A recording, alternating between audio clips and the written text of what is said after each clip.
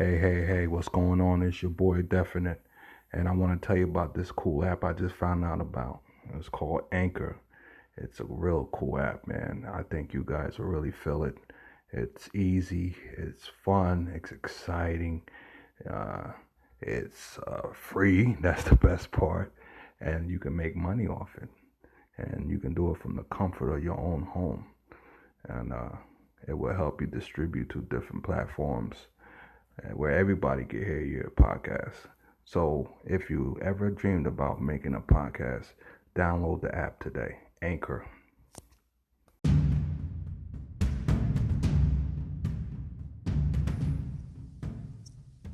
Hello. Welcome. Just how you doing? I'm good. How are you? Good. I'm good. This is Straight Talk with your boy Definite, and I want to introduce you to a new speaker. Introduce yourself, baby. Hello, my name is Paisley Sierra, and I know you told me that you wanted me to come up with a name. And Yeah. so, well, I kind of already had a name. I didn't really think about that, but the Triple F Threat, that's my information on Facebook as well as Instagram. And the three F's is finances, fashion, and freedom. That's what I represent and what I promote. All right. So that's what we're gonna do, yo. We're gonna make sure everybody know that, and they can get at you by those links right there, right? Yeah, the Triple F Threat is the triple dot F dot threat. Okay. And what's your hustle? Explain What's everybody my to. hustle? Yeah. So I'm a credit consultant, so I help people rebuild and repair their credit, and then I also just help with finances as well, like financial freedom, getting the information and the knowledge that a lot of people weren't taught within their, homes or schools. Because I mean, that's a whole nother conversation as to why we weren't taught that, but that's what I love about it, spreading knowledge and giving free game a lot of times. But I know it'll be returned to me all the good energy that I'm putting out, I know I'm gonna get that back. So I love it. No, no doubt, baby girl. You know you gotta get that back. That's only right. Yeah. So, yeah, I just want to make sure everybody can get at you if they need any services by you. You know what I'm Okay. saying? Yeah, Mhm. no doubt. So, I asked you to come and speak on my podcast on this topic.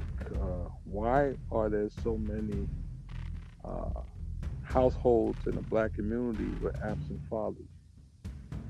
I know. And when you sent me that, I was just like, "Oh, God, give me the strength," because this is such a touchy subject for me because I deal with this as well.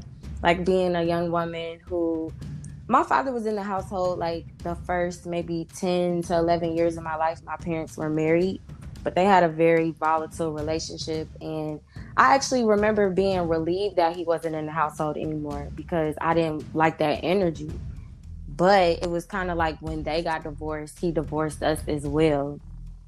So there is a little bit of childhood trauma with that subject. And then fast forward to my adult years, I have a child with a man, but we're not in the same household.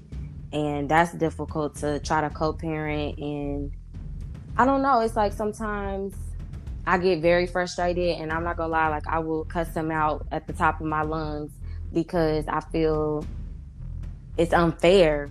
Like some men get the luxury of just coming around when they have the opportunity, but as the mother, you don't really get that opportunity. Like you got to make ends meet and do whatever it is that you got to do for yourself and your child every day, 365. Like you don't get breaks sometimes where the man could be like, "Oh, well, I'm struggling right now.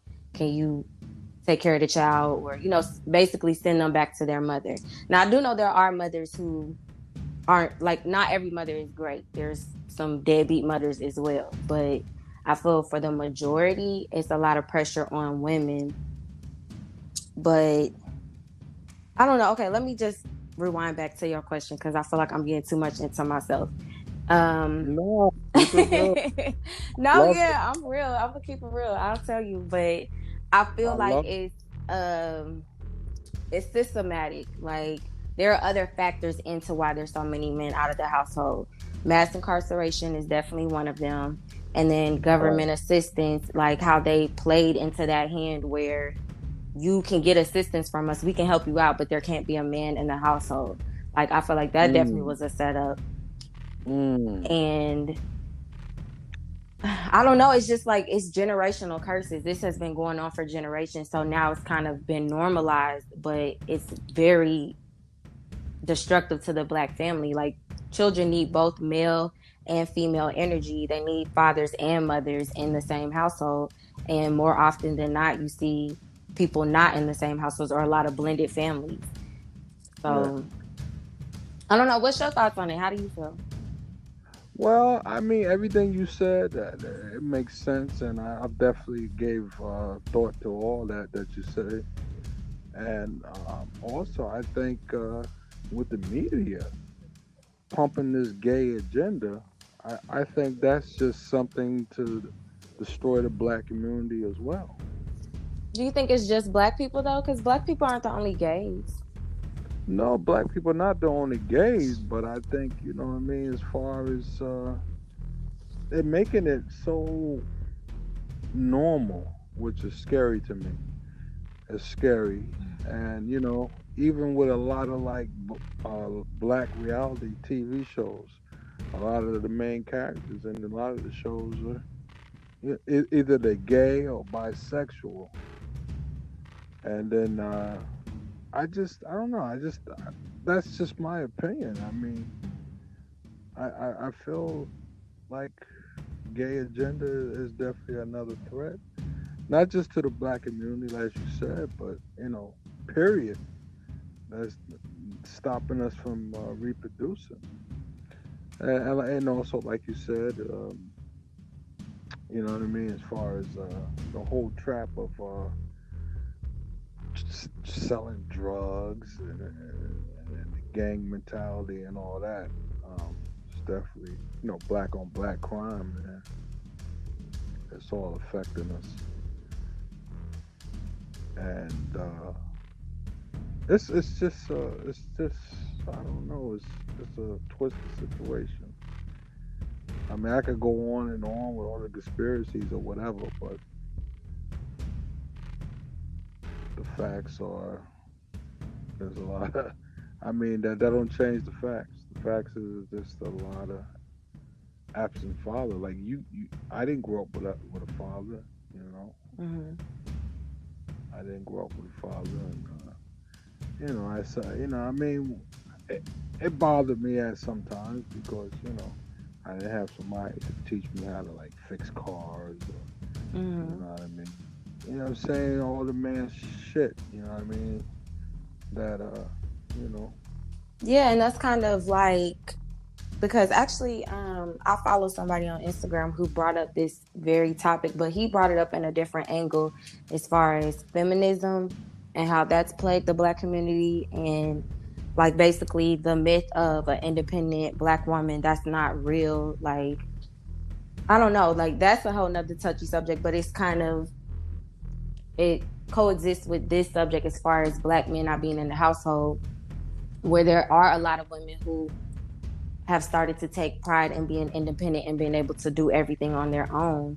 Like I was raised by an independent black woman, but at the same time, like I don't think women are being real with themselves in the fact that you cannot teach a boy to be a man because you're not a man. Like that's just something that I don't have in my DNA. I can't teach you how to pee with your penis because I don't have one. Like I can't teach you how Yeah. to do certain things. Like I can teach you, Right. I can do my best and I can raise you to be a good man without a man being in the household, but there's still certain things that you're going to be searching for within your being from a male energy that I cannot provide because I'm a female. That's just the facts of it.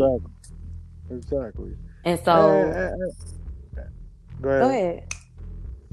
No, I was just gonna say, and that you know what I mean, because of the situation that there is a lot of absent fathers in the black community. That's I think, in my opinion, is why a lot of young guys that's in their 20s or so now have so many feminine traits. Yeah. I You know don't what I'm know though, saying? Because because I feel like I have a lot of gay